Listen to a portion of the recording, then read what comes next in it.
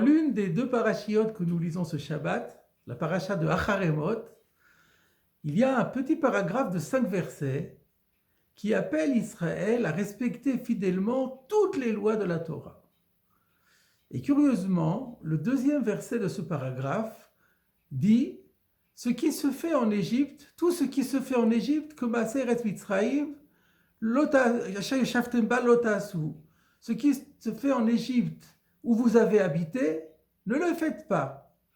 Et ce qui se fait en Canaan où je vous conduis, ne le faites pas et ne suivez pas leurs lois. » On peut se poser, ce verset soulève un certain nombre de questions. Tout d'abord, le nombre de nations qui n'accomplissent pas la Torah sont très importants. Pourquoi mettre le focus sur l'Égypte et sur Canaan? Et par ailleurs, pourquoi préciser que que les Hébreux avaient habité en Égypte et qu'ils sont conduits pour rentrer maintenant en Canaan, alors que ce sont des faits qui sont connus de tout le monde? Qu'est-ce que la Torah a besoin de le mentionner? Rashi répond à ces deux questions en disant qu'on apprend de là que les pratiques des Égyptiens et des Cananéens étaient plus corrompues que celles de toutes les autres nations. C'est pour ça qu'on met le focus sur ces deux-là. Et pourquoi on rappelle qu'ils ont habité en Égypte et qu'ils vont habiter les Canaan? C'est pour nous dire que là où Israël habite, c'est pire que tout. Et là, on se pose la question de savoir quel est l'intérêt de nous donner ces informations. Qu'est-ce que j'ai besoin de savoir? Que l'Égypte et Canaan sont plus corrompus que toutes les autres nations. Qu'est-ce que j'ai besoin de savoir? Que là où Israël se trouve, sur le plan moral, le pays et le milieu, le contexte est très défavorable. Mais qu'est-ce qu'on a besoin de savoir cela? Qu'est-ce que cela nous apporte? En plus de cela, on nous parle des actions, de ce qui se fait en Égypte, de ce qui se fait en Canaan, mais on ne sait pas quel type de comportement fautif est visé par là. À toutes ces questions, une fois de plus, le Sfat Emet, grand maître de la pensée chassidique, propose une explication originale. Son explication, il la fonde sur un commentaire du Midrash Rabbah sur ce verset. Le Midrash Rabbah rapporte un enseignement de Rabbi Berachia qui rapporte le verset du chapitre 1 du Cantique des Cantiques en parlant d'Israël, enfin qui est comparé, Israël, dans lequel Israël est comparé à une rose entourée d'épines. Que Shoshana ben Achochim. Et il fait le commentaire suivant, le Saint béni soit-il, dit à Moshe, va dire à Israël, quand vous étiez en Égypte, vous vous êtes comporté comme une rose entourée d'épines. Eh bien maintenant que vous allez en Canaan, vous devez faire pareil. Rester une rose entourée d'épines. Et bien veiller à ne se comporter ni comme les uns, ni comme les autres, ni comme les Égyptiens, ni comme les Cananéens. Quel est l'enseignement qui est sous-tendu par ces mots-là? Eh bien, le Sfat Emet nous dévoile que cela veut dire qu'Israël a une vocation d'être confronté partout où il va se trouver à une opposition. Pas tant une opposition d'ordre politique ou d'ordre physique, une opposition d'ordre moral, d'ordre religieux, d'ordre spirituel. Et pourquoi cela? Parce que c'est pour cela qu'Israël a été créé. Il a été créé pour corriger et réparer tout ce qu'il y a à réparer dans ce monde, ici-bas. Et il y a énormément de choses à corriger et à réparer. C'est la mission qui a été confiée à Israël. Et reste maintenant à comprendre quelle était la faute particulière de l'Égypte, quelle était la faute particulière de Canaan. Alors le Sfat Emet propose de dire Canaan, il ressort de la suite de la paracha de Haremot. À la suite de ce paragraphe, commence un autre paragraphe dans lequel la Torah énumère les nombreux interdits sexuels de la Torah.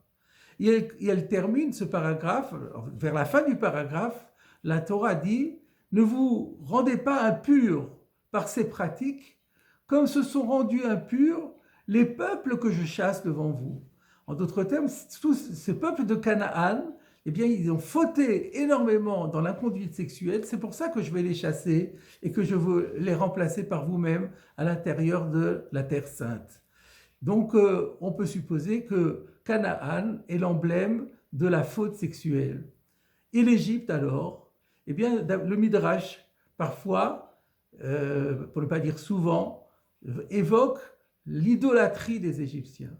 Et donc, on peut supposer que là où les Égyptiens étaient particulièrement en situation de péché, c'était justement par rapport à l'idolâtrie.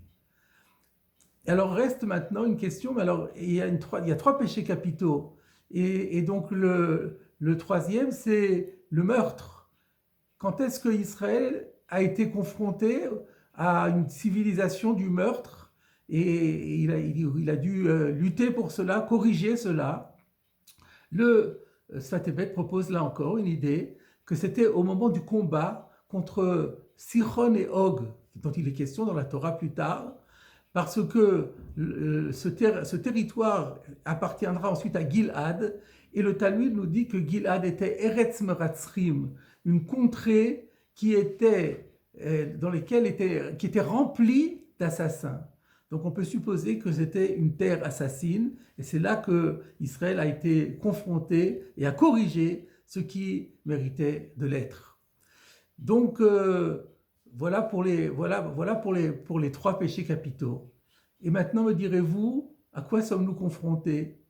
Eh bien, on pense à ce verset du prophète Ovadia, au verset 21, chapitre 1, qui dit « Valou Moshiim bar Tzion lishpot et aresav » monteront les sauveurs sur le mont Sion et ils vont juger la montagne de Esav. Aujourd'hui, la civilisation générale à laquelle Israël est confronté s'appelle Édom, descendante d'Ésaü.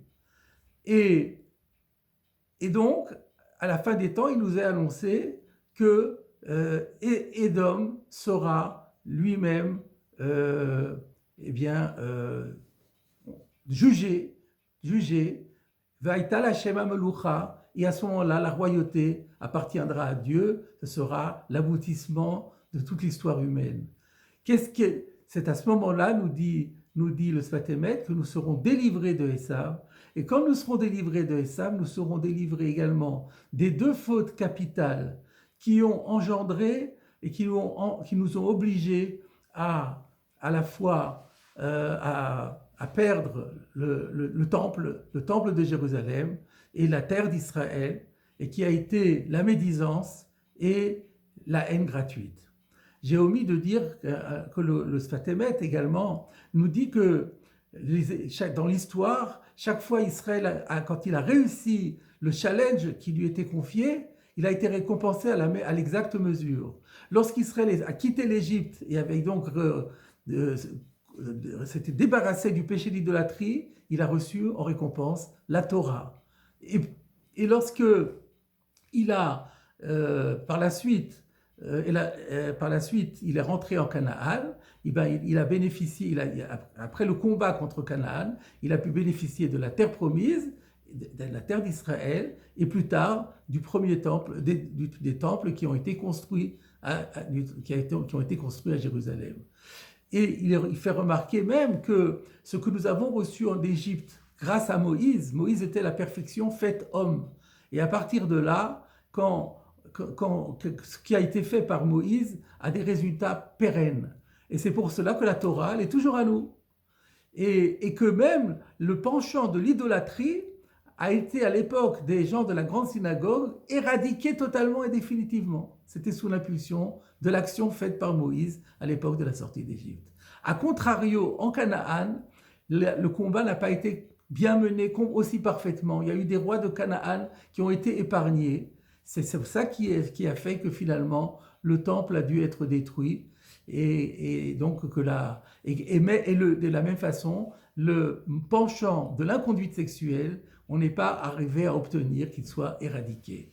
Voilà la leçon. Et donc la grande leçon de ce verset, c'est que nous devons être conscients que nous avons autour de nous des valeurs qui nous sont opposées et que toute notre mission est de lutter contre ces valeurs pour réparer le monde, pour corriger ce qui demande à l'être. Et de nos jours, essentiellement, beaucoup, enfin pour tout, il faut travailler sur tout, mais n'oublions pas l'importance du travail sur la médisance et sur la haine gratuite, car plus nous y investirons et plus l'histoire arrivera à son aboutissement. Bimera beyameinu, Amen.